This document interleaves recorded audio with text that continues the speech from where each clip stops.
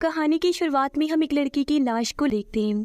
इतनी ही देर में यहाँ दो लड़के आ जाते हैं। जब उन्होंने लाइट ऑन की तो उसकी लाश देखकर वो काफी डर जाते हैं। इसके बाद हम एक लड़की को देखते हैं जिसका नाम टॉमी था और वो काफी सीधी सादी लड़की थी। उसके स्कूल की तीन लड़कियाँ जो बहुत चालाक थी, वो हमेशा ही टॉमी को परेशान किया करती थी, अपना हर काम उसी से ही करवाती थी। आज भी वो टॉमी को खाना लेने भेज देती है। जब टॉमी उनके लिए खाना लेकर आई तो ये बजाय उसका शुक्रिया अदा करने की, ये उसे फिर से परेशान करने लगी। खाना ही उस पर गिरा देती है। एक लड़की खाने में से ब्रेड निकाल कर उसे टॉमी के सिर पर रख देती है और नकली आदमी की जगह निशाना लगाने के लिए उसे खड़ा कर देती है। तीर गलती से टॉमी को ही लग गया और वो बेचारी नकली आदमी के साथ नीचे गिर गई। अब हालांकि उन लड़कियों ने ही गलत निशाना लगाया था, लेकिन यहाँ भी वो टॉमी का ही मजाक बनाकर चली जाती है और वहाँ से टॉमी उठकर एक दुकान पर जाती है। यहाँ टॉमी को एक नेकलेस पसंद आ जाता है, पर क्योंकि उसकी कीमत काफी ज्यादा थी तो वो इसे खरीद नहीं पाती। उसका दिल न टूटे, वो इस नेकलेस को नजरअंदाज ही कर देती है। तभी दुकान पर एक और लड़की आई, वो उसी नेकलेस को लेकर टॉमी के साथ लगाकर देखने लगती है और कहती है कि ये तो तुम पर बहुत अच्छा लग रहा है। जो कहकर वो नेकलेस टॉमी को तोहफे के तौर पर गले में पहना देती है और उसका हाथ पकड़कर बाहर ले आई। ये देखकर टॉमी को काफी हैरानी हुई क्योंकि वो लड़की अनजान थी, टॉमी उसे नहीं जानती थी। यहाँ वो इससे नाम पूछती है कि अच्छा नाम तो बताओ, जिस पर वो अपना नाम बता देती है कि मेरा नाम टॉमी है। वो लड़की हैरत से पूछती है कि अच्छा तुम्हारा नाम भी यही है? मेरा नाम भी टॉमी है, लेकिन पूरा नाम कावाकामी है। और क्योंकि दोनों का एक ही नाम है तो आज ही तुम हो टॉमी और मैं हूँ कावाकामी। यहाँ वो टॉमी का चश्मा हटाकर कहती है कि तुम इसके बगैर ज्यादा प्यारी लगती हो, कोशिश करो कि अपना चश्मा उतार ही दो। घर आकर टॉमी उसकी बातों के बारे में सोचने लगती है और जब वो शीशे में खुद को देखती है तो यहाँ अपना चश्मा हटाने का फैसला करती है। वो फिर अपनी मॉम की तस्वीर के सामने मोमबत्ती जलाती है, जिससे हमें पता चला कि काफी साल पहले ही टॉमी की मॉम की मौत हो चुकी है। फिर जब उसकी डेड आई तो वो और टॉमी मिलकर खाना खाती है। दोनों के बीच की ताल्लुक खास अच्छी नहीं है, वो एक दूसरे को बहुत ही कम बुलाते हैं। अगले दिन टॉमी जब स्कूल से घर आ रही थी तो उसे वो तीन लड़कियां फिर से मिलती हैं जो दोबारा उसे परेशान करने लगी, पर वो उन्हें नजरअंदाज करके घर आ जाती है और अपने डैड को कहती है कि आज मेरी दोस्त कावाकामी हमारे घर आ रही है, तो आप ऐसा करें कुछ देर के लिए घर से बाहर चले जाएं, क्योंकि टॉमी को लग रहा था कि अगर उसकी डैड घर रही तो वो दोनों को डिस्टर्ब करेंगे। अब उसके डैड बाहर जाने के लिए मान गई, पर जब वो अपने जूते पहन रही थी तो तभी यहाँ कावाकामी आ जाती है। उसे देखकर टॉमी के डैड काफी हैरान रह गई। वो भी काफी हैरान हुई, जो देखने से लग रहा था जैसे दोनों एक दूसरे को जानते हों, पर उसके डैड नजरअंदाज करके वहाँ से चले गए। अब कावाकामी उसके कमरे को बड़ी गौर से देखने लगी। ये देखकर टॉमी उसे कहती है कि शायद तुम्हें मेरा कमरा पसंद नहीं आया। तब कावाकामी उसके पास आकर बैठ गई और कहती है कि नहीं नहीं, ऐसी कोई बात नहीं है, तुम्हारा कमरा बहुत प्यारा है। फिर उसका मूड ठीक करने के लिए वो टॉमी को किस भी करती है, जैसे किसी छोटे बच्चे को करती है, जो देखकर टॉमी को काफी हैरत हुई। फिर यहाँ टॉमी उसे अपनी लिखी हुई एक कहानी दिखाती है। असल में टॉमी हमेशा खोई रहती थी और सोच सोच कर अपने दिमाग से कहानियाँ बनाती रहती थी। कहानियों में वो खुद को ही रखती थी, यानी अपना कैरेक्टर इस्तेमाल करती थी। तब कावाकामी उसकी कहानियाँ पढ़ती है और मजीद अच्छी अच्छी आइडियाज देती है। थोड़ी देर बाद टॉमी की डैड घर आ गई, जो दोनों के लिए केक लेकर आई थी। यहाँ कावाकामी उनसे कहती है कि तुमने शादी भी कर ली और तुम्हारी एक बेटी भी है। इतनी जल्दी सब कर लिया। अब ये सुनकर टॉमी के डैड को हैरत तो हुई, पर उन्हें यहाँ पर कुछ समझ नहीं आ रही थी कि वो ऐसी बातें क्यों कर रही है। पर कावाकामी गुस्से में वहाँ से चली जाती है।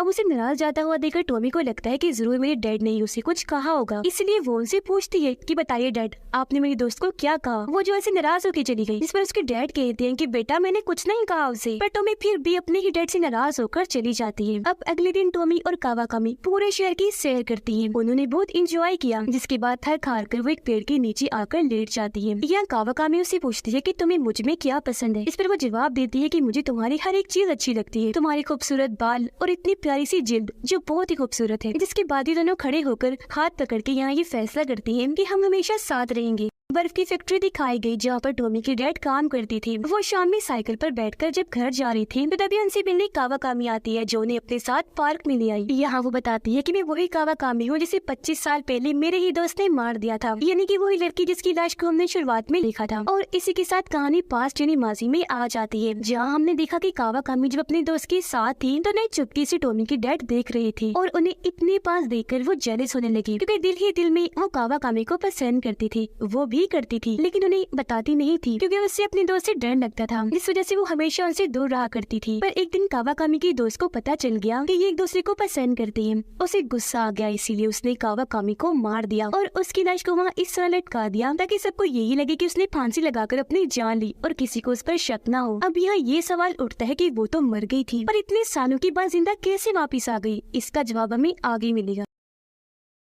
फिर प्रेजेंट टाइम यानी मौजूदा वक्त में वो टॉमी के डैड को कहती है कि क्यों ना हम आज भी बिल्कुल वैसे ही प्यार करें जैसे पुराने दिनों में किया करती थी। मतलब कि वो उनसे दोबारा ताल्लुक बनाना चाहती थी जो उस वक्त नहीं बन पाया था। वो उनके गले से लग जाती है। टॉमी के डैड को भी देखने से लग रहा था जैसे वो उसकी बातों में आ रही हूँ और अपना कंट्रोल खोकर उसकी तरफ खींचती जा रही हूँ। घर आकर वो अपनी वाइफ ने टॉमी की मोम का सारा सामान जलाने लगते हैं, जो देखकर टॉमी को बहुत बुरा लगा और वो अपने डैड को ऐसा करने से मना करती है, जिस पर उसके डैड कहते हैं कि अब मुझे इस सामान की कोई जरूरत नहीं है। फिर अगले ही दिन से उसके डैड में तब्दीली आ गई, जैसे वो जॉगिंग करना शुरू कर देती है, जिसके साथ ही एक्सरसाइज यानी वर्जिश भी कर रही थी, जिन सब में कावाकामी भी उनकी मदद किया करती थी। ऐसा लग रहा था वो ये सब उसी के लिए ही कर रही है ताकि जवान नजर आए और फिट रहे। वो अजीब बर्ताव करने लगी क्योंकि जब टॉमी घर वापस आई तो पूरे घर में अंधेरा छाया हुआ था, हालांकि लाइट भी थी। वो इस बारे में अपने डैड को बताकर लाइट जलाने का कहती है, लेकिन उसके डैड कोई बहाना लगाकर इस बात को टालते रहते हैं और लाइट नहीं जलाते। अब रात के वक्त अपने कमरे में बैठकर जब टॉमी पढ़ाई कर रही थी तो उसे नीचे से अजीब तरह की आवाजें आने लगती है। वो जब नीचे चेक करने आई तो देखती है कि उसके डैड हाथ में चाकू लिए घर से बाहर खड़े हैं। वो उनसे पूछने ही वाली थी कि आप यहाँ क्या कर रहे हैं कि तभी उनके घर के नंबर पर कावाकामी कॉल कर देती है। टॉमी फोन सुनती है जिस पर उसकी दोस्त का कहना था कि कल रात मैं तुम्हारे साथ तुम्हारे घर पर ही रुकूंगी, जो सुनकर टॉमी काफी खुश हो गई कि मैं अपनी दोस्त के साथ रात गुजार पाऊंगी। अब जैसे अगली रात हुई कावाकामी इनके घर आ जाती है और फिर से टॉमी की वही किताब पढ़ने लगती है। उसने एक कहानी में पढ़ा कि एक लड़की को बेड से बांध दिया गया था, जिसे पढ़कर वो टॉमी को कहती है कि चलो ये चीज मैं तुम्हारे साथ करती हूँ, और वो टाई लेकर टॉमी के हाथ बांध देती है। टॉमी भी उसे ऐसे करने देती है क्योंकि उसे लग रहा था कि ये सब वो मजाक में कर रही है। जिसके बाद कावाकामी उसकी आंखों पर भी पट्टी बांधकर उसे बेड से बांध देती है और कहती है कि मेरे वापस आने तक इंतजार करो, जब तक मैं ना आ जाऊँ तुम खुद को मत खोलना, बंदी रहना। इतना कहकर वो चाकू लिए टॉमी के डैड की पास जाती है और कहती है कि देखो उस वक्त तुम्हारे पास कोई बच्चा नहीं था तो जाहिर है अब भी नहीं होना चाहिए, जिसका मतलब कि वो चाहती थी कि उसके डैड टॉमी को मार दे, पर क्योंकि उसके डैड जानते थे कि ये गलत है तो उन्होंने साफ साफ मना कर दिया। इस पर वो उन्हें बातें सुनाने लगती है कि तुम कैसे आदमी हो, मर्द होकर डर रहे हो, और वैसे भी तुम और मैं प्यार करते हैं एक दूसरे को, तो वो हमारे बीच में नहीं आनी चाहिए ना। अब इन बातों से उसके डैड कावाकामी के कंट्रोल में आ गई और चाकू लेकर टॉमी को मारने के लिए चले जाते हैं, मगर रास्ते में उन्हें इस बात का एहसास हो जाता है कि मैं जो करने जा रहा हूँ वो गलत है, और अब उन्हें कावाकामी पर ही गुस्सा आने लगा, इसलिए वो चाकू से उस पर ही हमला कर देते हैं। चाकू सीधा उसके सर में लगा, जिससे मौके पर ही कावाकामी की मौत हो जाती है। अब टॉमी के डैड को जल्दी से उसकी लाश को ठिकाने लगाना था, इसलिए वो उसकी लाश को अपनी बर्फ की फैक्ट्री में ले आते हैं, फिर मशीन में डालकर उसके टुकड़े टुकड़े कर देते हैं और बाद में उसे नदी में जाकर फेंक आते हैं। और अब तक यहाँ सुबह भी हो गई थी। टॉमी को सपना आता है जैसे कावाकामी नदी से बाहर आ रही है। वो डर गई और अब वो जल्दी से अपने हाथ खोल लेती है। अब उसके डैड को बार बार कावाकामी नजर आने लगी, तब तंग आकर वो उसका गला दबाने लगी, पर बाद में उन्हें पता चला कि मैं तो असल में टॉमी का ही गला दबा रहा हूँ। ये देखकर वो काफी घबरा गई, जिस पर उसके डैड माफी मांगते हैं। अब टॉमी डैड से पूछती है कि कावाकामी कहाँ है। इस पर अब यहाँ वो बताते हैं कि वो कोई इंसान नहीं है बल्कि डीमन है। उसकी तो 25 साल पहले ही मौत हो चुकी है और वो इतने सालों बाद वापस आई है मुझे हासिल करने के लिए। ये सब बताकर वो उसे कावाकामी की सालों पहले की तस्वीर भी दिखाते हैं, जो देखकर टॉमी हैरान तो हुई, साथ ही वो अपने दिल को समझाती है कि नहीं ये सब झूठ है। अब उसके डैड ये भी बता देते हैं कि वो मुझे अपने कंट्रोल में करने आई थी, लेकिन मैंने उसे मारकर नदी में फेंक दिया। अब ये बात फिलहाल तो टॉमी ने नजरअंदाज कर दी, लेकिन कुछ टाइम के बाद वो खुद नदी के पास आती है और कावाकामी को इधर उधर ढूंढने लगती है। अब तभी उसे वहाँ कावाकामी का कटा हुआ सर मिलता है, जो अभी तक जिंदा था, उसमें जान थी, और वो टॉमी से मदद मांगता है। पर उसकी ऐसी हालत देखकर टॉमी को डर लगने लगा, जो देखकर कावाकामी उसे अपने कंट्रोल में करने की कोशिश करती है। वो उसे अपनी दोस्ती याद करवाती है कि हमारी इतनी गहरी दोस्ती थी, तो प्लीज उसके लिए ही मेरी मदद कर दो ना। जिस पर अब टॉमी उसकी बातों में आ जाती है और उसके सर को उठाकर गले से लगा लेती है। फिर वो उसके सर को अपने साथ ले जाकर एक सुनसान जगह पर बने घर में ले आई और उसे तकिए पर रख देती है। और वो उसके सर को ऐसे समझ रही थी जैसे ये कोई छोटा बच्चा हो, और उसे बच्चों वाला खाना ही खिलाती है, वो भी अपने हाथों से। शाम को जब वो घर आई तो देखती है कि डैड की हालत अभी भी काफी खराब है, क्योंकि उन्हें कावाकामी की आत्मा बार बार दिखाई दे रही थी। अगले ही दिन टॉमी बच्चों की मार्केट में जाती है और वहाँ से उसके सर के लिए बच्चों जैसे कपड़े खरीद कर लाती है, क्योंकि अब कावाकामी का जिस्म रीजनरेट हो रहा था, यानी फिर से पैदा हो रहा था। पर उसका ये नया जिस्म इंसानों वाला नहीं था, बल्कि अब वो क्रिएचर लग रही थी। टॉमी एक माँ की तरह उसका ख्याल रखती थी, जैसे उसे गोद में उठा के रखती थी, उसे नहलाती थी और बहुत ख्याल रखती थी। दोपहर को जब उसे बाहर घुमाने लेकर गई तो तभी एक औरत उसे देखकर काफी डर गई। वो डर से चिल्लाने लगी, रो रो कर वहाँ से भाग जाती है। फिर जब टॉमी उसे लेकर आगे बढ़ती है तो परेशान करने वाली एक लड़की टॉमी को देख लेती है और उसके साथ कावाकामी को भी देखकर वो काफी हैरान रह गई। इस बारे में अपने बाकी दोस्तों को भी बताती है, पर वो इस बात पर यकीन ना करते हुए इसलिए गुस्सा होने लगती है कि इतने दिन हो गए लिए हमने टॉमी को परेशान नहीं किया। अब जब वो कावाकामी के कपड़े बदल रही थी तो उसके बदलते हुए जिस्म को देखकर टॉमी की हालत अजीब होने लगी, क्योंकि वो इतनी बदसूरत लग रही थी कि उसकी तबीयत खराब होने लगी। इसलिए वो उसे लेकर छत पर आ जाती है, गले से लगाकर कहती है कि प्लीज माफ करना, पर आइंदा की बात मैं तुम्हारा ख्याल नहीं रख सकती। अब ये सुनकर कावाकामी यह अपना असली चेहरा दिखाती है और कहती है कि मैं कौन सा तुम्हें दोस्त मानती हूँ, मैं तो दोस्ती निभाने का सिर्फ नाटक कर रही थी, क्योंकि सच में मैं एक बार मर चुकी हूँ, पर रिजनरेट होना चाहती थी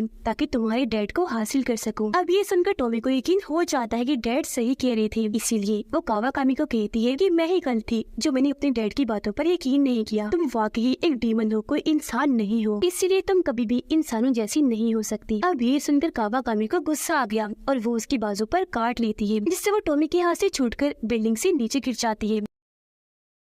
अब इस सारी सूरत हाल की वजह से टॉमी काफी दुखी हो गई, इसीलिए वहीं बैठकर रोने लगती है। अब अगले ही दिन वो तीनों लड़कियां टॉमी से मिलने उसके घर जाने लगी। वो खुद ही दरवाजा खोलकर अंदर आ जाती है। टॉमी के डैड उनसे पूछते हैं कि आप लोग कौन हो और यहाँ क्या करने आई हो, इस पर वो कहती हैं कि हम दरअसल टॉमी की दोस्त हैं और बस उसी से ही मिलने आई हैं। अब टॉमी नाम सुनकर उसके डैड को लगा जैसे ये तीनों कावाकामी से मिलने आई है, क्योंकि उसका नाम भी तो टॉमी ही था ना, इसलिए वो कहते हैं कि मैंने तो उसे मारकर नदी में फेंक दिया है। अब ये सुनकर लड़कियों को लगा जैसे फजूल में कुछ भी बोले जा रहे हैं, तो उन्हें धक्का देकर कमरे में बंद कर देती है और टॉमी को आवाज लगाने लगी। थोड़ी देर बाद उसके डैड दरवाजा खोलकर बाहर आए और उनसे पूछने लगते हैं कि आपको टॉमी से क्या चाहिए, इस पर वो कहते हैं कि हम उसे मारना चाहते हैं। अब यहाँ उसके डैड को समझ लग जाती है कि ये तो मेरी बेटी के बारे में बात कर रही है, जिस पर उन्हें बहुत गुस्सा आया और वो रॉड लेकर तीनों को पीटने लगते हैं। वो उन्हें इतना मारते हैं कि तीनों काफी जख्मी हो गई और जल्दी से अपनी जान बचाकर यहाँ से भाग जाती है। फिर जब डैड बाहर गई तो उन्हें वहाँ कावाकामी दिखाई देती है, जो अब पूरी तरह रिजनरेट होकर मुकम्मल बन चुकी थी। वो यहाँ अपनी बातों की जान से टॉमी के डैड को अपनी तरफ बुलाने लगी, पर तभी अंदर से टॉमी तीर कमान लेकर आ जाती है। उसने जैसे ही शूट किया, तीर सीधा उसके गले के आर पार हो जाता है, जिससे एक बार फिर वो मारी जाती है। उसके डैड नॉर्मल हालत में वापस आ जाती है और कहने लगे कि ये दोबारा से होश में आ सकती है, इसलिए हमें इसकी लाश को ऐसी जगह ठिकाने लगाना चाहिए जहाँ से दोबारा कभी रिजनरेट ना हो। जिसके बाद वो उसे अपनी बर्फ की फैक्ट्री में ले आती है और उसकी लाश को बर्फ में जमा देती है। थोड़ी देर बाद वो बर्फ को चेक करने आती है। उन्होंने जैसी बर्फ पर हाथ फेरा, कावाकामी को होश आ गई और वो अपनी आंखें खोल लेती है और अब वो डैड से मदद मांगने लगी। यहाँ एक बार फिर उसके डैड कावाकामी के कंट्रोल में आ जाते हैं और हथौड़ा लेकर बर्फ को तोड़ने लगे। पूरी बर्फ जैसे ही टूटी, वो एक बार फिर आजाद हो जाती है और उसके डैड के पास आकर उनके करीब आने लगी। ये देखकर टॉमी अपने डैड को समझाती है कि डैड, ये इंसान नहीं, डीमन है और हमें इसके कंट्रोल में नहीं आना है। अब अपना नाम डीमन सुनकर उसे गुस्सा आ गया और वो एक औजार लेकर टॉमी को मारने के लिए चली जाती है। उससे बचने के लिए टॉमी लगातार भाग रही थी, पर वो फिर भी उसका पीछा नहीं छोड़ती, हर जगह जा रही थी और फिर उसे पकड़कर औजार से हमला करने की कोशिश करती है। इसी बीच टॉमी के हाथ एक शॉवल यानी बेलचा लग गया। वो उसे कावाकामी पर हमला कर देती है, उसके मुंह पर जोर से मारती है, जिससे वो वहीं गिरकर बेहोश हो गई। वो फिर फौरन अपने डैड के पास आई और उन्हें जल्दी से यहाँ से निकलने का कहती है, पर तभी यहाँ कावाकामी आ गई, जो उसके डैड को हुक्म देती है कि अपनी बेटी को मार दो। अब क्योंकि वो कावाकामी के कंट्रोल में थी, इसलिए अपनी बेटी को पकड़कर जबरदस्ती उसे फ्रीजर रूम में बंद कर देती है, यानी जहाँ पर बर्फ बनती है, और बाहर से उन्होंने ताला लगा दिया था। फिर वो फ्रीजर को चलाकर कावाकामी से कहती है कि ये जल्दी फ्रीज होकर मारी जाएगी, जो सुनकर वो काफी खुश हो गई, जोर जोर से हंसने लगती है। अब डैड आकर उसका हाथ पकड़ लेती है और आज या आखिरकार वो उससे मिल ही गई, जिन्हें अपने साथ लेकर वो यहाँ से चली जाती है। अब अगली सुबह जब फैक्ट्री का वर्कर वहाँ आता है तो फ्रीजर रूम खोलने पर उसे टॉमी मिली, जो हैरत अभी तक फ्रीज नहीं हुई, तो खुशकिस्मती से वो जिंदा थी। वर्कर टॉमी को वहाँ से अपने घर ले आया और बताता है कि किसी ने फ्रीजर का टेम्परेचर कम कर दिया था, इस वजह से ही तुम जमी नहीं और आज जिंदा हो। फिर अब हम कुछ दिन के बाद का सीन देखते हैं, जहाँ टॉमी फिलहाल अपने घर में बिल्कुल अकेली रह रही है, क्योंकि उसके डैड को कावाकामी जो अपने साथ ले गई है। पर तभी घर के फोन पर अनजान नंबर से कॉल आती है। टॉमी ने जब फोन उठाया तो आगे से कोई भी नहीं बोल रहा था, जिससे वो समझ गई कि ये मेरे डैड हैं और वो यहाँ उनका शुक्रिया अदा करती है, क्योंकि वो जान गई थी कि मेरे डैड हालांकि कावाकामी के कंट्रोल में थे, लेकिन फिर भी उन्होंने जानबूझकर फ्रीजर का टेम्परेचर कम रखा ताकि उनकी बेटी को कुछ न हो, जब भी तो टॉमी की जान बच पाई। अब रात को टॉमी जो अपनी अगली कहानी लिख रही थी तो उसे दराज में से अजीब तरह की आवाजें आने लगी। उसने जब चेक किया तो एक बॉक्स में से कावाकामी का कटा हुआ कान निकलता है, जो बहुत तेजी से रिजनरेट हो रहा था। और इसी के साथ ही फिल्म इधर ही खत्म हो जाती है।